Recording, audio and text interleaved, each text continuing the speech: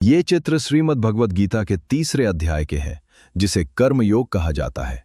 इसमें भगवान श्री कृष्ण अर्जुन को समझा रहे हैं कि संसार में रहते हुए सही तरीके से कर्म काम कैसे किया जाए। यहां इस पूरे अध्याय की मुख्य बातों का सरल सारांश दिया गया है। 1. कर्म करना क्यों जरूरी है। भगवान कृष्ण कहते हैं कि इस दुनिया में कोई भी व्यक्ति एक पल के लिए भी बिना कर्म किए नहीं रह सकता। यहां तक कि शरीर को जीवित रखने के लिए भी काम करना पड़ता है। इसलिए कर्म से भागना समाधान नहीं है। 2. कर्मयोग क्या है।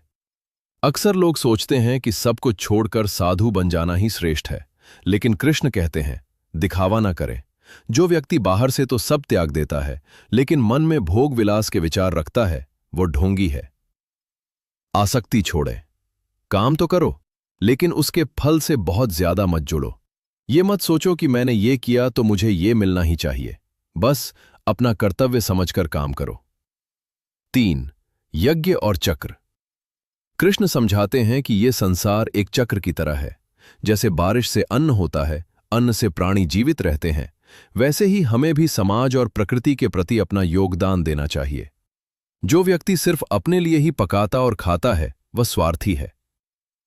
4. महापुरुषों का उदाहरण। अर्जुन पूछते हैं कि जब ज्ञानी व्यक्ति को कुछ पाने की इच्छा नहीं होती तो वह काम क्यों करे।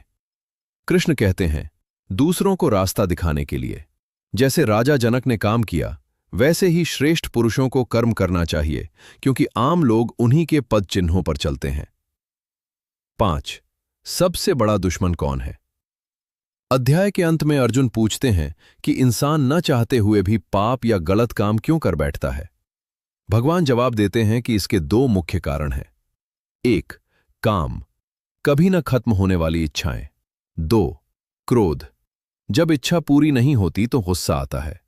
ये दोनों इंसान की बुद्धि पर धुआं डाल देते हैं, जिससे उसे सही गलत का फर्क नहीं दिखता। निष्कर्ष, भगवान कृष्ण का सरल संदेश ये है, अपने हिस्से का काम पूरी ईमानदारी से करो, पर उसके फल के पीछे पागल मत हो। अपनी इंद्रियों पर काबू रखो, ताकि इच्छाएं और गुस्सा तुम्हें गलत रास्ते पर न ले जाएं।